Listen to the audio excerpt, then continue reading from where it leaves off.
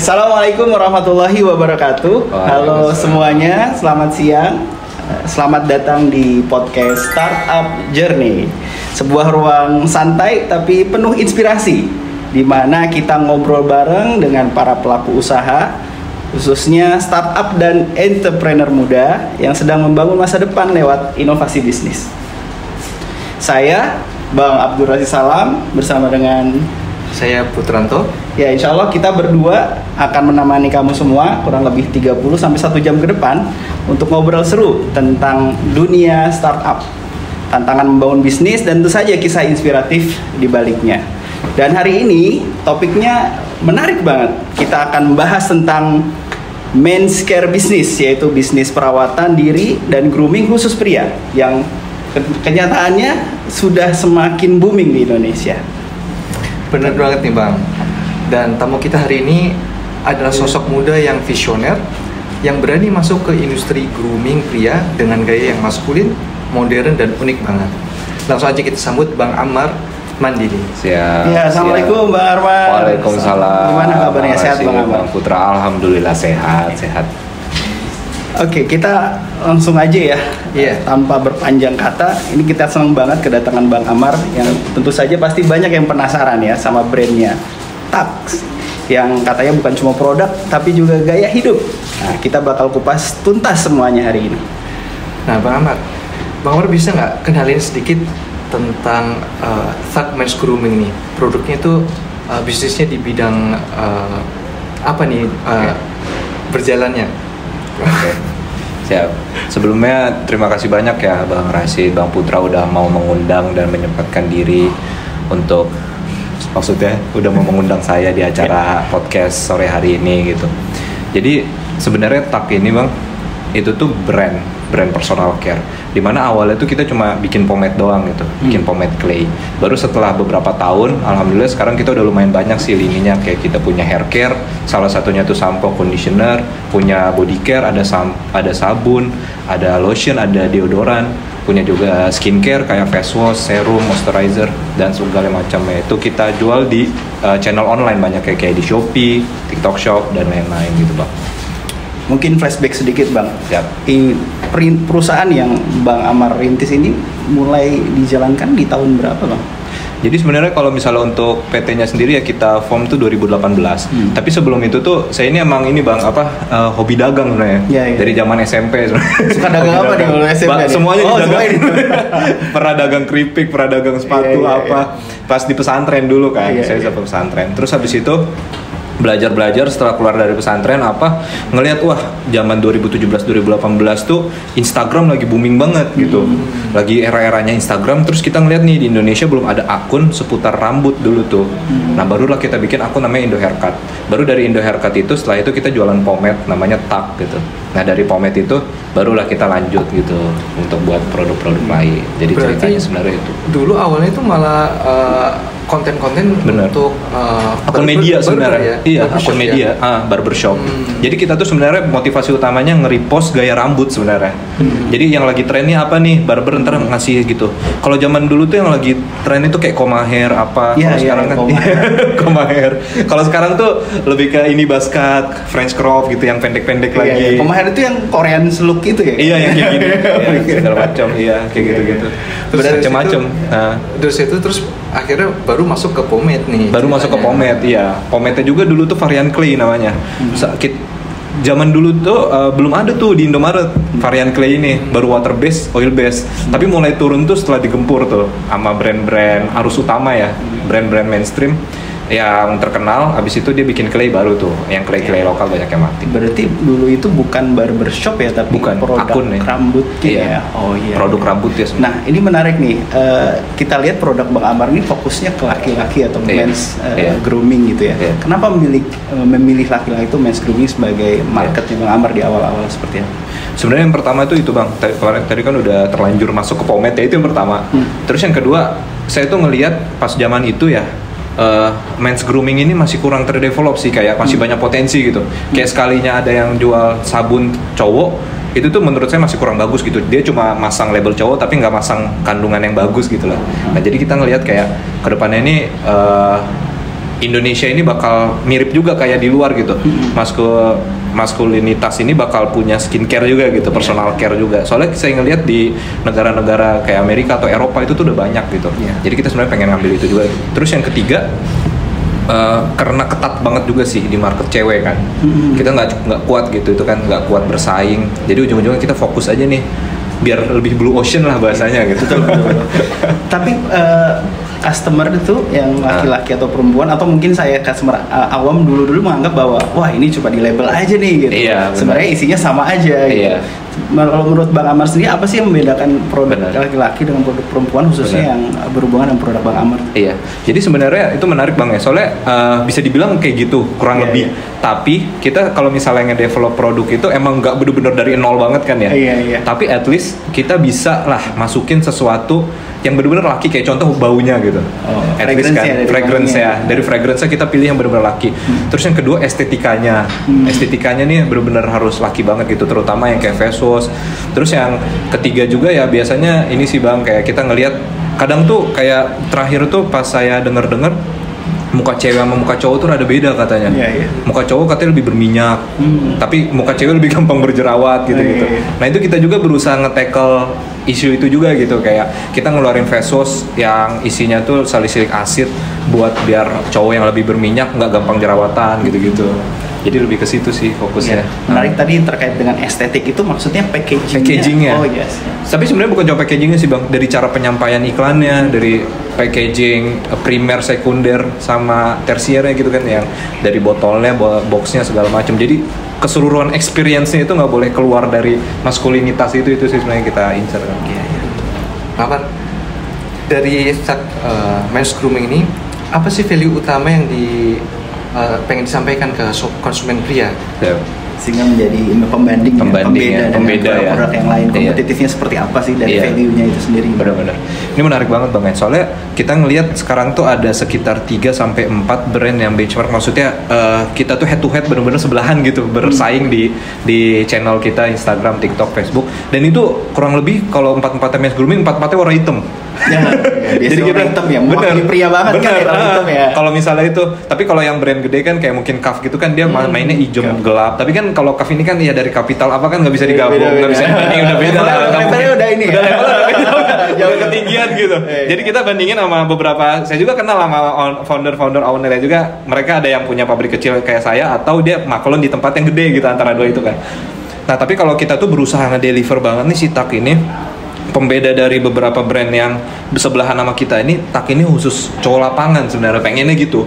Kan ada nih brand-brand tetangga kita, teman kita tuh, mereka tuh lebih ke cowok-cowok metro ya. Kayak contoh dia tuh di dalam gedung, di dalam apa. Kalau Tak ini kita pengennya tuh cowok-cowok lapangan. Kayak contoh kalau Indonesia ini kan banyak pekerja lepas ya. Kayak contoh kalau misalnya di kampung saya di Sumatera tuh, salah satu pekerjaan paling banyak tuh apa coba? Buruh sawit. Mungkin kan orang Jawa mungkin nggak ngeh ya kan? Sebanyak itu gitu di Sumatera, di Riau, di ini tuh banyak banget sawit gitu kan.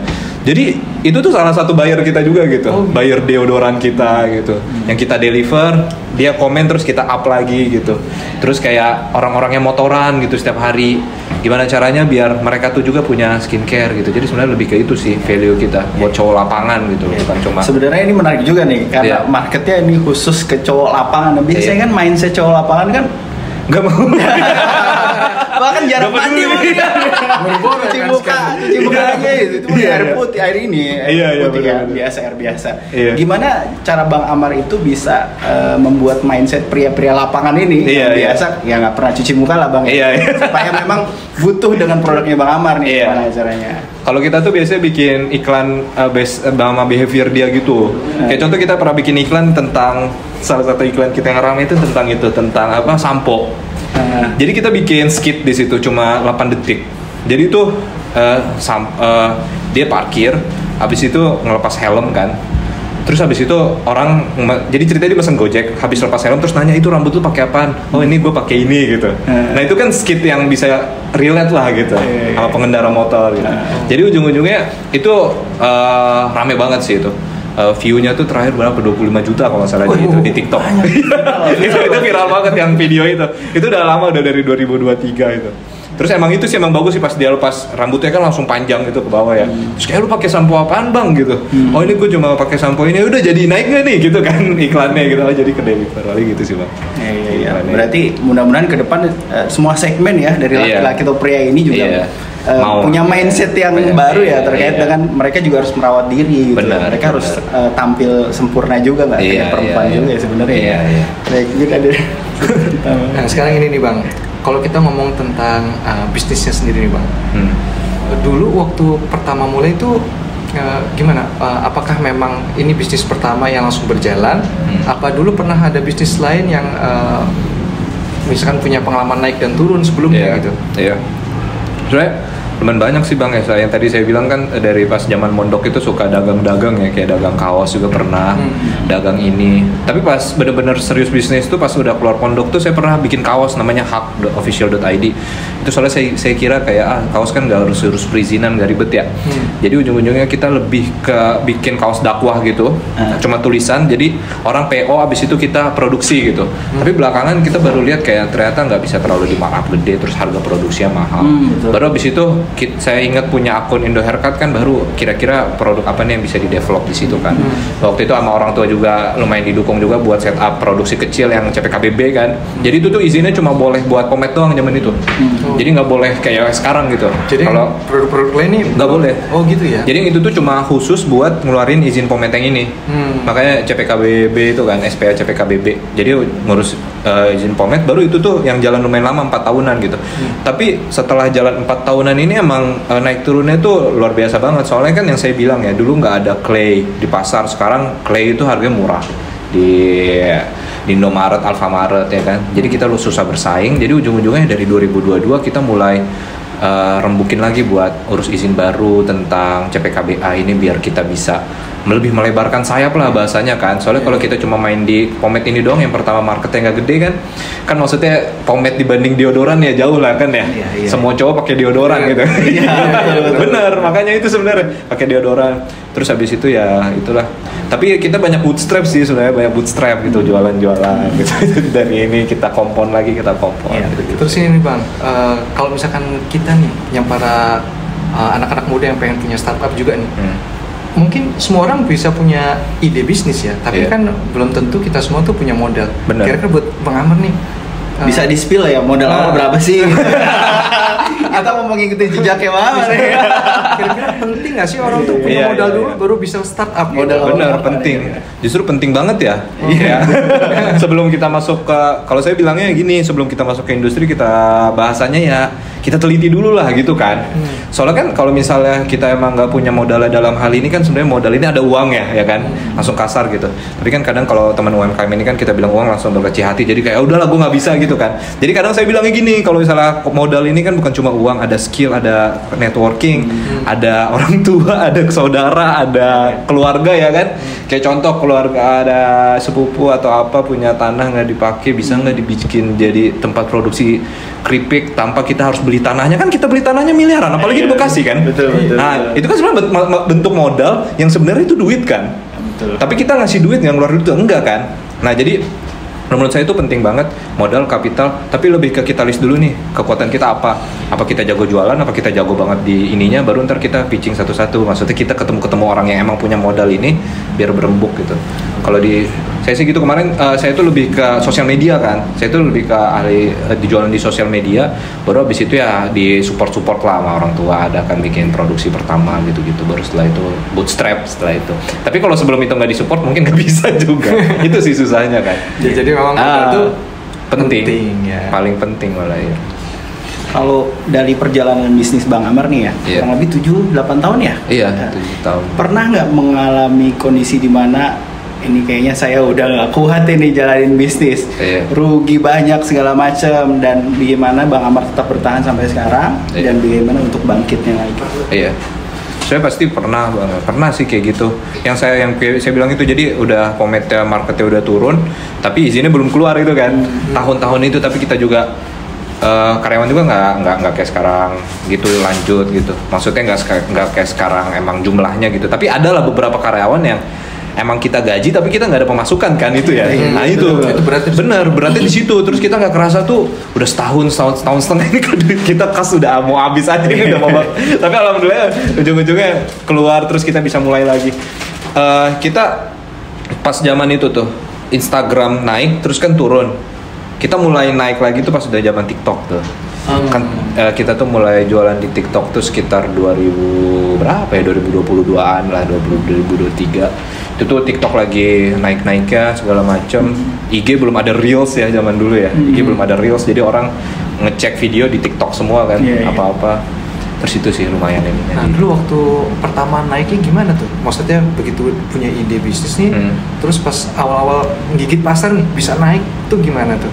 Soalnya gini, kalau misalnya di industri kosmetik ini ya mirip-mirip lah sama sebenarnya kayak obat gitu kan lumayan ini ya apa marginnya sama kosmetik juga gitu sebenarnya.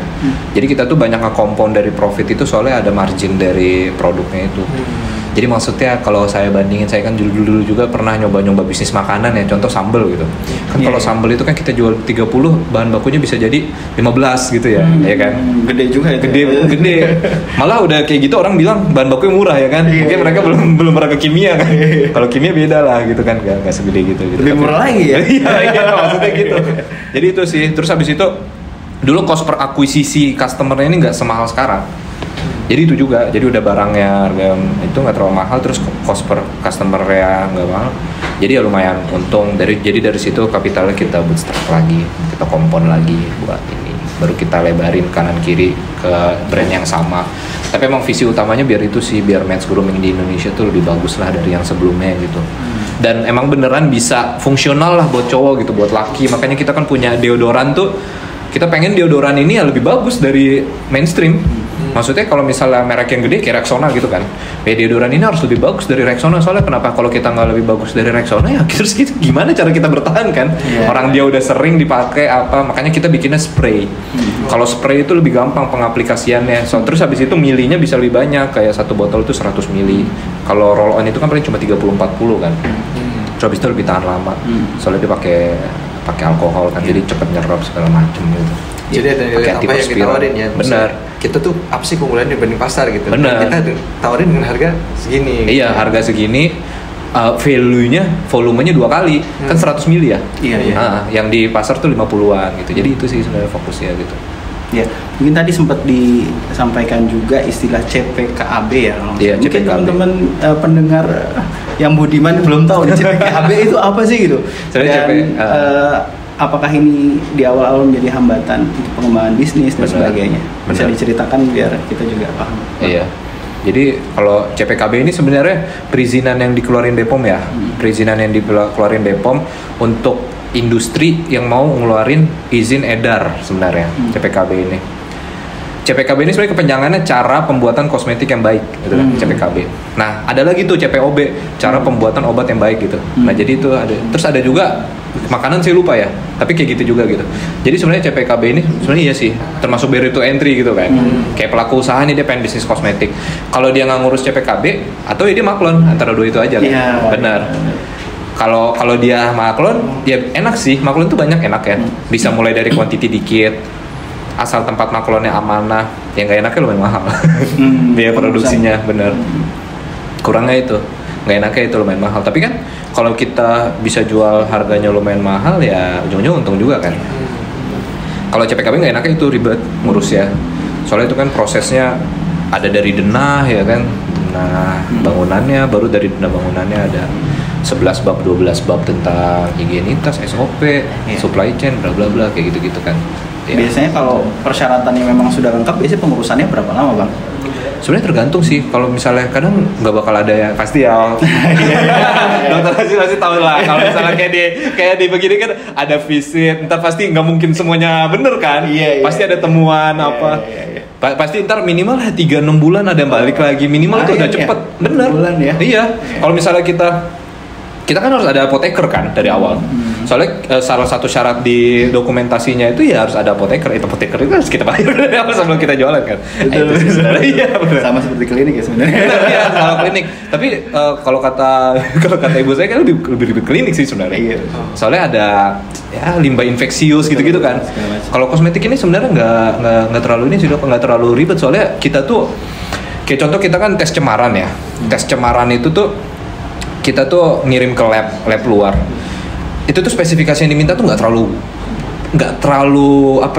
dalam banget gitu. Kayak ada 0,0 sekian. Kan kalau obat atau ini kan bisa 0,000 gitu, tes air, tes apa gitu.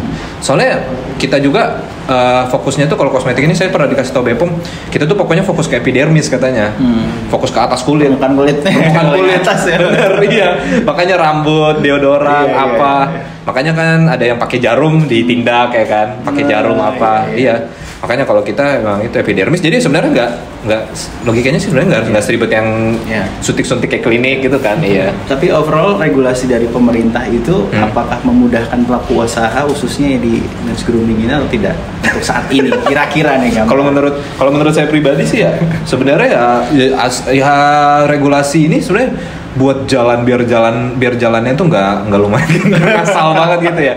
Kayak contoh airnya itu kan orang kalau di tempat kita kan ada filter RO ya, filter RO air minum itu. Tapi saya sempat ketemu case juga, dia tuh di kawasan industri, jadi banyak pabrik kan. Jadi dia pakai air tanah, tapi airnya kan jadinya tercemar kan. Betul. Hal-hal kayak gitu sebenarnya lebih sensitif dan lebih parah lagi, soalnya itu direct banget kan ke kulit. Tapi kalau saya lihat sih kalau regulasi pemerintah ya begitu-begitu aja sih sebenarnya, kalau mempersulit apa sebenarnya mudah-mudahan permudah ya. Iya, mudah-mudahan mempermudah ya. Iya. Investasi juga kan ini. Benar. Tapi kalau untuk pengurusan ada biaya nggak kira-kira? Biaya pengurus CPKB itu ada nggak sih dari pemerintah sebenarnya? Sebenarnya kalau gitu? Itu kan administratif ya, ada biaya administratif sebenarnya. Ada biaya administrasi. Kayak kita mau ngedaftarin ini nih, contoh ini sampo kan. Sampo brand A pabrik ada biaya administratif 500 gitu. Terus habis itu kita harus bayar lab luar buat tes sediaan kan. Tapi kalau misalnya biaya administratif CPKB juga ada kalau nggak salah berapa ratus gitu. Tapi kan biasanya banyak yang ada beberapa orang yang emang kayak contoh apoteker tadi gitu kan. Kita belum ngasilin duit tapi dia udah kita bayar. Nah itu sebenarnya lebih masuk ke cost juga sih itu. Soalnya kan dia yang ngasih tahu kita buat 11 ini kan, buat 11 bab ini apa sih? Soalnya kan kalau saya sebenarnya nggak ngerti. Saya sebenarnya lebih ke dia gitu kayak gimana nih bab ini. Jadi sebenarnya costnya lebih ke situ sih. Ya, pada intinya mungkin regulasi itu untuk menjaga mutu dari produk itu sendiri ya, keamanan untuk masyarakat juga ya, keamanan masyarakat sebenarnya. Nah sekarang ini Bang, dari merek dagang Tak nih, apa sih sebenarnya yang pengen disampaikan tentang value utama yang akan dibawa ke konsumen pria? Oke. Jadi sebenarnya value utama dari Tak ini ya, selain kita tuh pengen ngedeliver brandnya ini, kita tuh pengen user kita tuh dia tuh udah terbiasa gitu sama namanya tuh skincare, body care gitu. Salah satu produk kita yang orang tuh rada skeptis sebenarnya, tapi laku gitu. Namanya tuh lotion. Jadi lotion cowok tuh ternyata laku. Lotion hand and body lotion. Dan itu bener-bener dari ujung ke ujung tuh semuanya hitam. Maksudnya maskulin banget gitu, dari baunya, warnanya sih nggak hitam, warnanya putih. Tapi botolnya apa itu bener-bener maskulin banget. Cara kita ngedelivernya, cara kita ngiklaninnya tuh bener-bener ini, tapi totalnya laku juga gitu. Jadi kita tuh pengen nge-challenge status quo ini kayak maskulinitas ini pengen didorong sampai mana sih gitu. Tapi kita juga nggak mau keluar batas di luar maskulinitas itu sendiri gitu kan, ada marketnya lagi tuh kalau di luar negeri ya kayak gitu ya.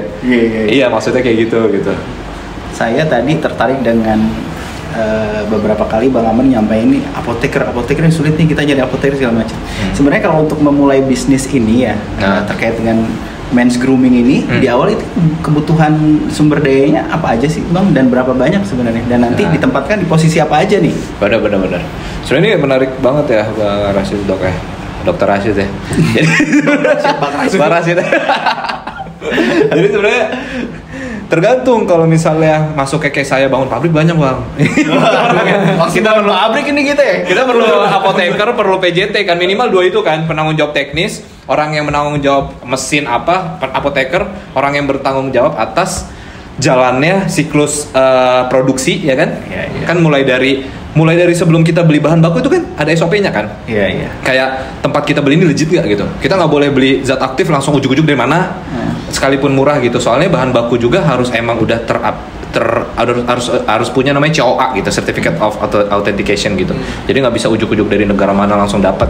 Jadi kita harus beli langsung dari distributor. Baru pas nyampe juga penyimpanannya harus bener, baru penimbangannya harus bener, cara mixingnya harus bener, mesinnya harus bener. Terus habis itu fillingnya juga harus bener, terus pengirimannya juga harus bener gitu.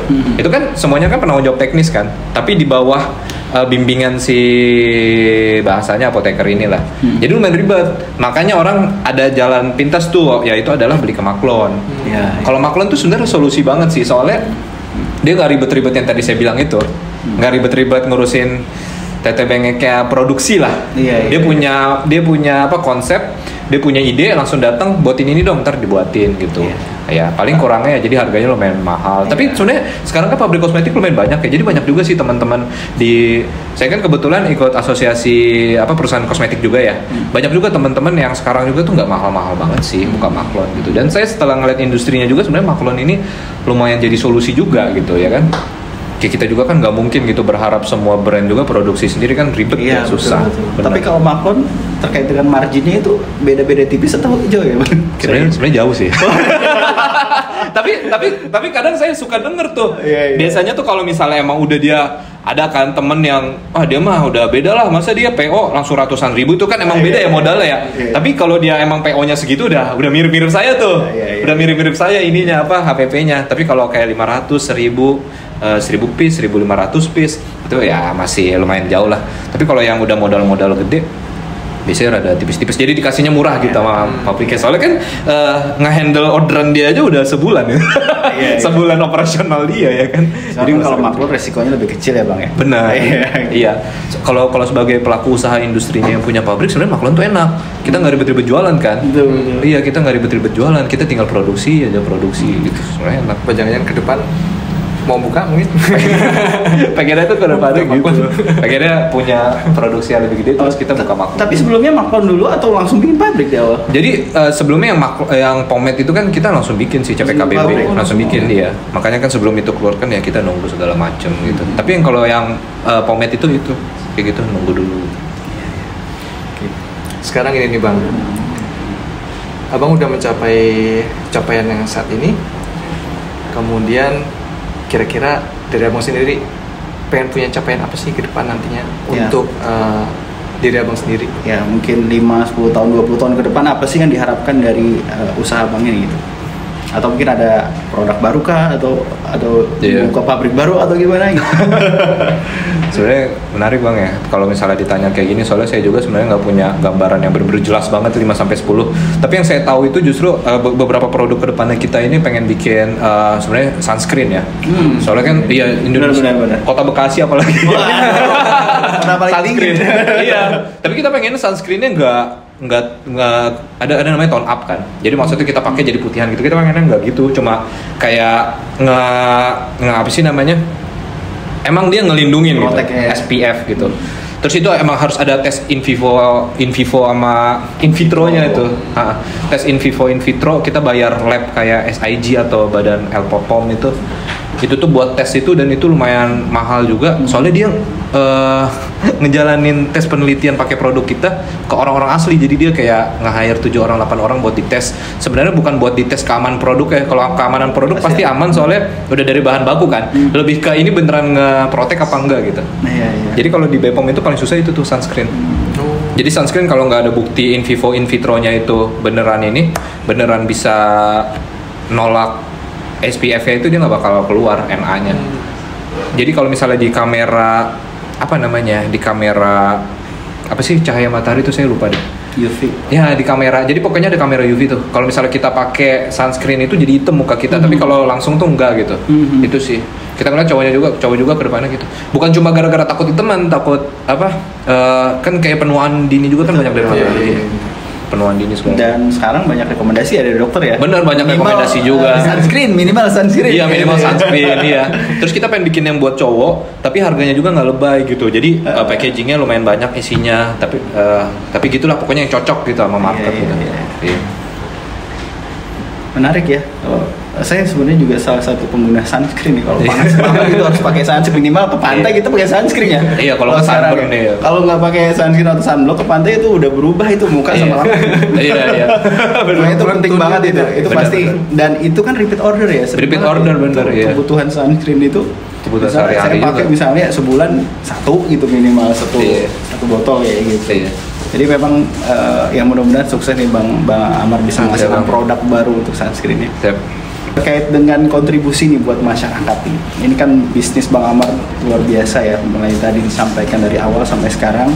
Saya yakin nih omsetnya udah ratusan miliar nih ya. Nggak nyampe. Amin. Semoga ratusan miliar. Usia berapa Bang Amar sekarang kalau tahu? Usia berapa?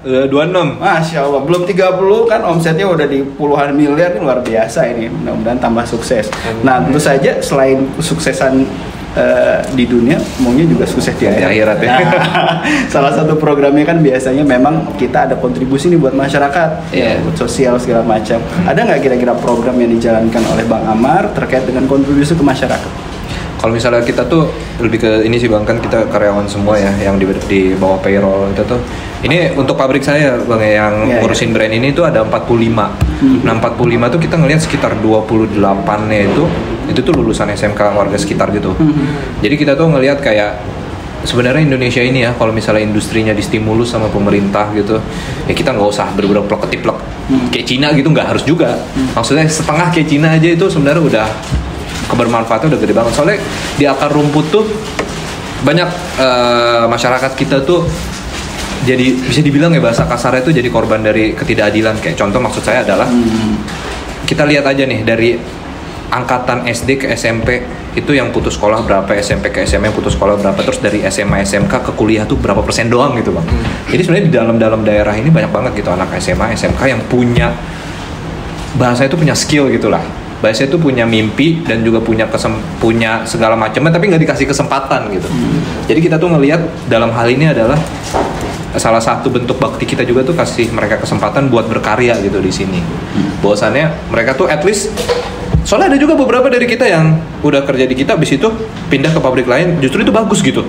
Kita ngeliat kan justru awalnya dia lulusan SMK otomotif gitu kan, tapi dia nge-deliver, tapi dia nge-running mesin mixing emulsifier gitu.